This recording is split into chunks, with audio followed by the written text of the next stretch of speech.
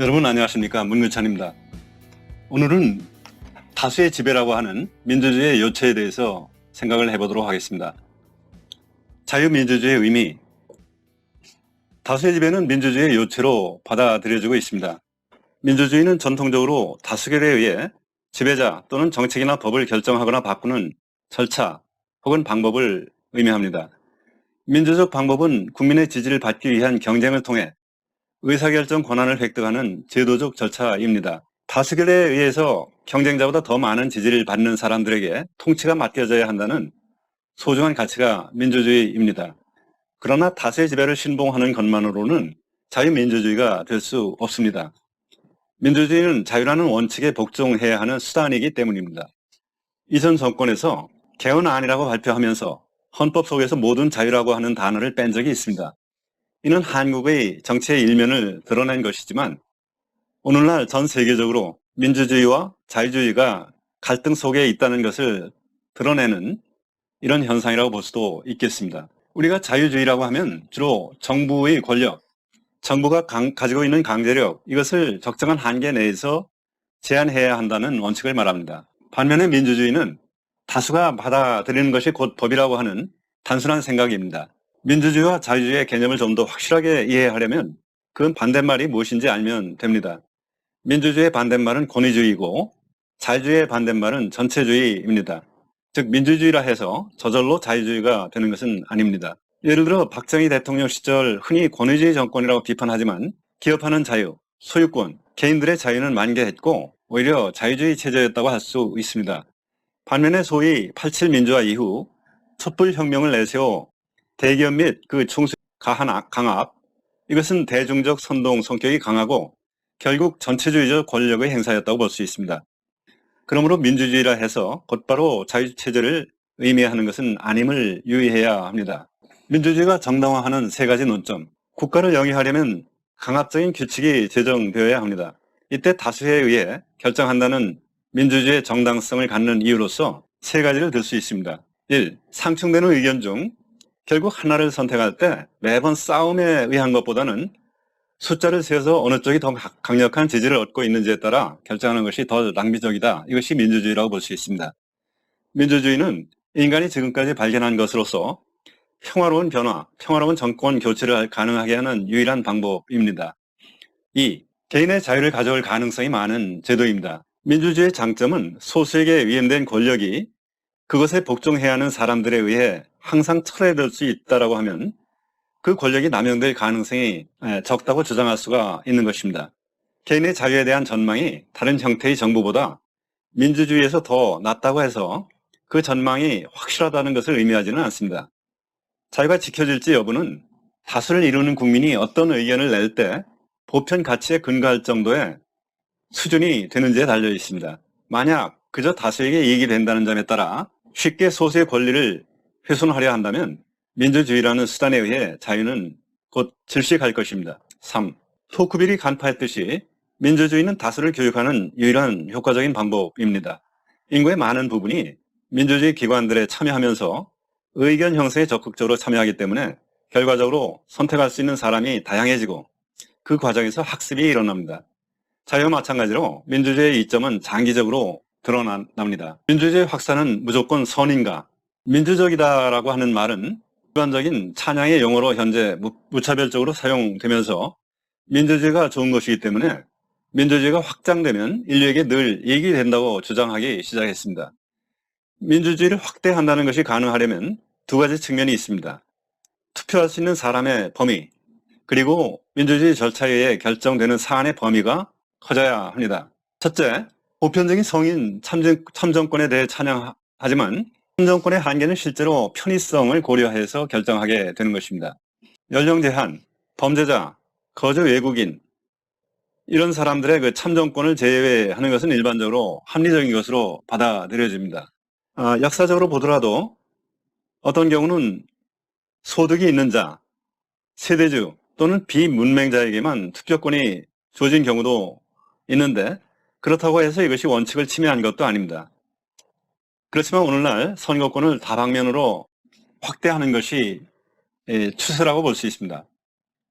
두 번째, 다수에 의한 결정의 그 범위에 대해서 다수에 의한 결정이 늘 선하거나 현명한 결정은 아니라는 점을 우리가 유의해야 합니다. 대중이 생각하는 것보다 더 깊은 지식을 요구하는 어려운 의제는 전문가에게 맡길 수도 있습니다. 그러나 될 수 있는 대로 많은 이슈들을 다수의 집단적 의사결정에 맡겨야 한다는 풍조 역시 커지고 있는 추세입니다. 결과적으로 다수의 지지를 받으면 사적 영역이든 민간 부문에 기업하는 자유든 정부가 개입할 수 있다는 현상이 만연하고 있습니다. 그 결과 다수에 의한 자유의 위축이 일어나고 있습니다. 그러나 민주주의가 확장되는 것이 무조건 좋을 이유가 없습니다. 민주주의는 수단이지 절대적인 가치가 아니며 중요한 것은 그 수단으로 이루려는 것이 무엇인가 하는 점입니다. 민주주의 확산에 대한 한일 간의 태도 예시, 투표제. 일본의 국회의원 투표는 자서식 투표라고 하는 후보자의 이름을 직접 쓰는 방식으로 이루어집니다. 일본 국회의원 다수는 여전히 유권자가 직접 이름을 적어 뽑아준 데 자부심을 느낀다며 기존 제도의 변화를 반대하고 있다고 합니다. 최소한 후보자의 이름을 정확하게 쓸 정도의 유권자라야 민주정치에 참여할 자격이 있다는 일본 특유의 신중한 문화가 느껴집니다. 반면에 한국의 투표제도는 투표의 편의성을 높인다는 기풀식으로 하는 것까지는 세계적인 하나의 관행으로 그렇다 치지만 본 선거와 별도로 이틀간의 사전투표를 할 수 있게 한 것은 논란의 여지가 많습니다. 이 사전투표 제도는 전국 아무 동이나 불쑥 들어가서 할 수가 있습니다. 선거를 할 때 당연히 있어야 할 선거인 명부도 없습니다. 중앙선관위의 서버 속에 선거인 명부가 있으니 각 투표소에서는 없어도 된다고 강변하지만 이러한 그 주장은 이 제도가 전자식 깜깜이 투표의 일종이라는 것을 얘기하는 것입니다. 그렇게 이루어진 관내 사전투표 용지는 전국 약 3,500여 사전투표소로부터 전국 약 250여 군데의 개표소로 움직여야 합니다. 이 과정에서 관내 투표함 행랑은 도합 약 90만 개나 되는 복잡한 경로의 우편망이나 물리망을 타고 움직입니다. 또 다른 문제로 한국의 사전선거는 선거관리관의 도장 날인을 생략하고 자동으로 인쇄된 용지에 도장이 찍혀 나오는 이런 식으로 이제 이루어지고 있습니다. 한마디로 투표의 무결성을 보장하기 위한 감시가 이루어지기 힘든 제도를 만들어 놓고 있는 것입니다. 투표 방식이란 한 가지 예를 통해 볼 때 민주주의가 막 나가지 않게 조심한다는 면에서 한일 간 접근의 차이가 얼마나 큰지 알 수가 있습니다. 다수를 정의로 볼 때 나타나는 선동정치. 교조적 민주주의자는 가능한 많은 문제가 다수결로 결정되는 것이 바람직하다고 생각하지만 자유주의자는 결정해야 할 질문의 범위에 명확한 한계가 있어야 한다고 믿습니다. 교조적 민주주의자는 다수결 원칙이 무제한이며 제한 불가하다고 생각을 합니다.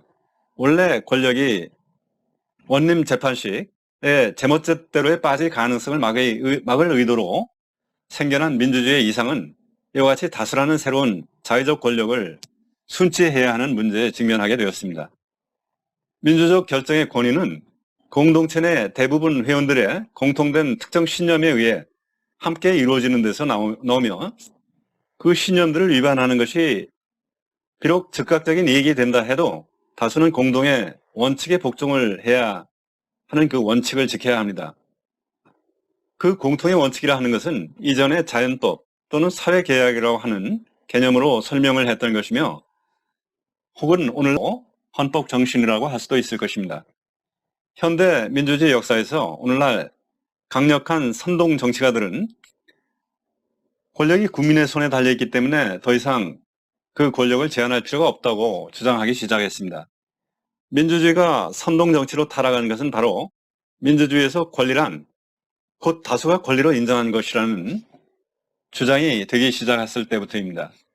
한국 정치에서 촛불혁명이니 광우병 사태는 선동에 의해 다수를 정변에 이용한 예라고 볼 수 있습니다.